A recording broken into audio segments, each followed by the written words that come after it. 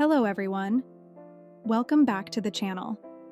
Today, I'm thrilled to share a gripping new episode in our Pro-Revenge series. It's called The Silent Storm: How One Woman Took Down Her Workplace Tyrant.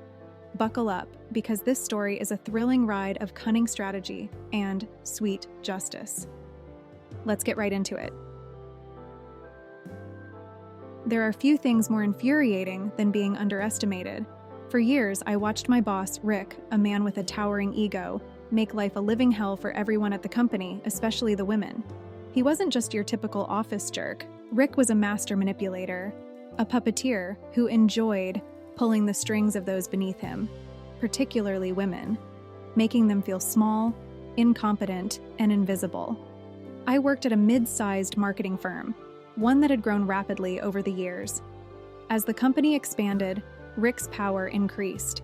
He'd been with the company since its early days, and because of that, upper management treated him like a king. His word was law, and anyone who dared to question him quickly found themselves without a job.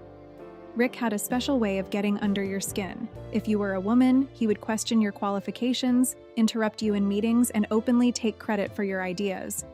To make matters worse, he constantly flirted with the younger women in the office, and whenever they rebuffed him, their lives would become unbearable. He'd nitpick their work, publicly humiliate them, and make them feel so insecure that they'd quit. I had been with the company for nearly 5 years, and during that time, I had seen at least a dozen women leave due to Rick's behavior. Every single one of them had tried to speak up, but their complaints were swept under the rug by HR, who seemed to be more interested in protecting Rick than addressing the toxic culture he created. I had tried to keep my head down, do my work, and avoid Rick's attention. But one day, everything changed. It was a regular Monday morning when Rick decided to turn his sights on me. We were in a team meeting discussing a major marketing campaign for a high-profile client. I had spent weeks crafting the proposal, working late nights to make sure every detail was perfect. I was ready to present my ideas and lead the team in executing them. But as soon as I began speaking, Rick cut me off.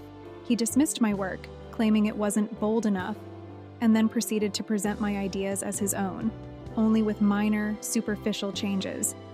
The rest of the team looked uncomfortable, but no one dared to speak up. Rick had this way of controlling a room, making people too scared to stand up to him. I tried to stay calm, but inside, I was fuming. I had poured my heart into that project, and now Rick was not only belittling me, but stealing my work in front of everyone. Later that day, Rick called me into his office.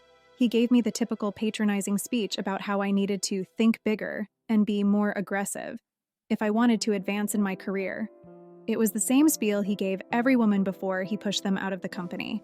But what really set me off was when he leaned back in his chair, smiled smugly, and said, "You're good, but you'll never be great if you keep playing small." That was the moment I decided I wasn't going to be just another one of Rick's victims. I was done playing small. If Rick wanted a war, he was going to get one. The first thing I did was reach out to former employees, specifically the women who had left because of Rick. Through LinkedIn and some casual meetups, I managed to get in touch with 5 women who had been directly impacted by Rick's toxic behavior. Each of them had stories of harassment, bullying, and career sabotage. But more importantly, they had documentation, emails, texts, even audio recordings of Rick's inappropriate comments and threats. Next, I started gathering my own evidence. I began documenting everything, every inappropriate comment, every time Rick took credit for my work, every belittling remark in meetings. I saved every email, every project note. I even started recording our one-on-one meetings, which in my state was perfectly legal as long as one party, me, was aware of the recording. But I didn't want to rush this.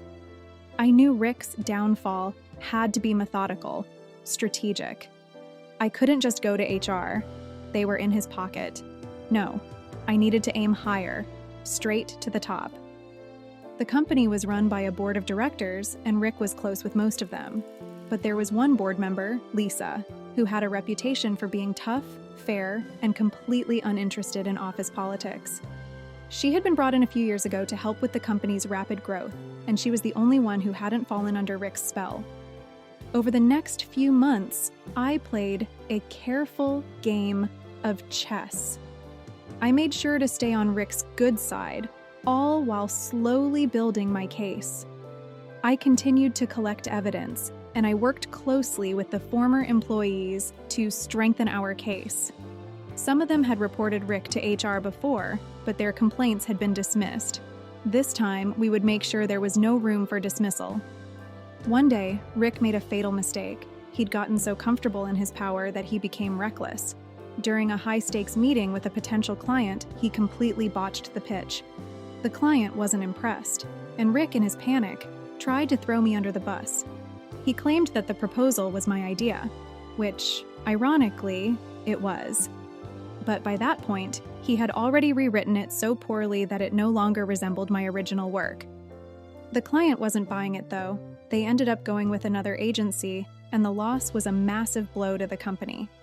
Rick's reputation took a hit, but it wasn't enough to bring him down. Not yet. However, this gave me the opportunity I had been waiting for. With Rick on shaky ground, I quietly approached Lisa, the board member.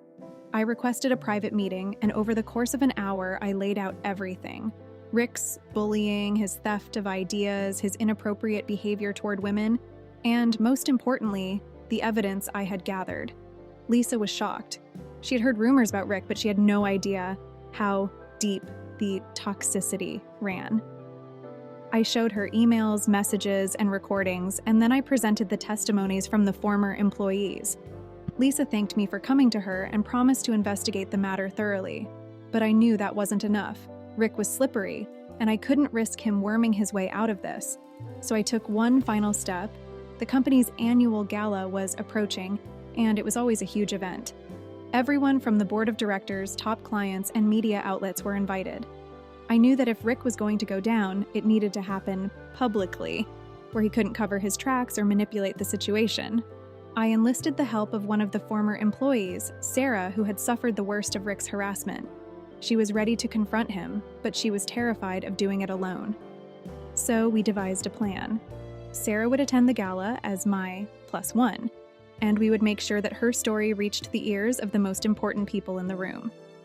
On the night of the gala, everything went according to plan. Lisa had done her own investigation and had already gathered the board to discuss Rick's behavior. But I wasn't going to wait for some closed-door meeting to decide his fate. During the dinner portion of the evening, Sarah and I mingled with the board members and key executives. We didn't confront Rick directly. We didn't need to. Instead, we let the evidence speak for itself. One by one, we subtly shared Sarah's story, along with the mountain of evidence we had gathered. It didn't take long for word to spread. By the time dessert was served, everyone was whispering about Rick. He noticed the shift in the atmosphere, but by then, it was too late. Lisa made her move just as the evening was winding down. She stood up to give a speech, and during it, she addressed the company's commitment to a safe and respectful work environment. Without naming names, she mentioned the importance of integrity and fairness, making it clear that certain behaviors would no longer be tolerated. Rick's face turned pale. He knew exactly what was happening, but the final nail in his coffin came when Sarah stood up. With a voice that trembled but grew stronger with every word, she shared her experience of working under Rick, how he had belittled her, sabotaged her career, and made her life miserable. The room went silent. No one could believe that this had been happening under their noses for so long. The next day, Rick was called into an emergency board meeting. Lisa, along with the other board members, confronted him with the evidence. He tried to deny it, tried to weasel his way out, but there was too much proof. Not only had he harassed and manipulated multiple women, but his unethical business practices had cost the company millions in lost clients and lawsuits. Rick was fired on the spot. But it didn't end there. The women he had harassed, including Sarah, filed a lawsuit against him and the company for enabling his behavior for so long. The case made headlines, and Rick's reputation was utterly destroyed. He lost everything: his job, his career, his network. Last I heard, he had moved to a different city, trying to start over, but the shadow of his actions followed him wherever he went. After Rick's downfall, the company went through a major overhaul. HR was replaced, new policies were implemented, and a focus on creating a healthy, Work environment became the priority. I stayed on for another year before moving on to a new job, but I left knowing that I had made a difference. Revenge is a dish best served cold, and when it's served by a group of strong women who've had enough, it's absolutely unstoppable.